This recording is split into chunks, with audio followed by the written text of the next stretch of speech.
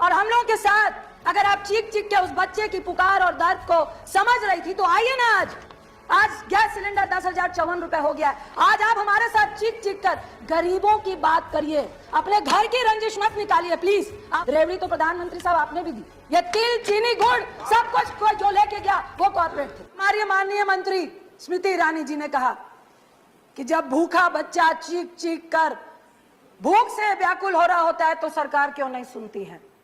जब किसान आत्महत्या कर रहा होता है तो आपके कान में आप रुई डाल के सो जाते हो।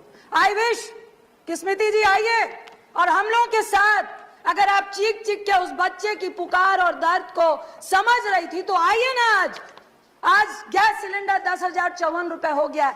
आज आप हमारे साथ चीख चीख कर गरीबों की बात करिए, अपने घर की रंजिश मत निकालिए प्लीज। आप मंत्री इसके बाद मैं सुषमा जी का एक मिनट रंजिता, माननीय मंत्री किसी का नाम लेकर मंत्री यहाँ सवाल नहीं करना चाहिए। स्वर्गीय सुषमा जी की स्पीच को याद करना चाहती हूँ जिन्होंने कहा था कि ये संवेदनहीन सरकार है, ये बिल्कुल भी गरीबों के बारे में सोचने वाली सरकार नहीं है, ये विश्वासघाती सरकार है।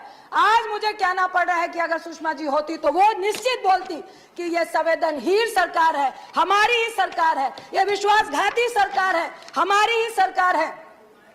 मुझे डर लगता है जब मैं प्रधानमंत्री की उस स्पीच को सुनती हूँ जो उन्होंने कहा था कि घर में चूल्हा नहीं जलता है, बच्चे भूख से रो रो कर सोते हैं और माँ आंख में आंसू लेकर चुप हो जाती है। जब आंसू की बात पीएम साहब के मुंह से सुनते हैं तो हमें डर लग जाता है, क्योंकि उन्होंने पहले मिडिल क्लास से महिलाओं के आंसू निकलते हैं, मेरे भी निकलते हैं, सब्सिडी छोड़ दो, महिलाओं ने छोड़ दी।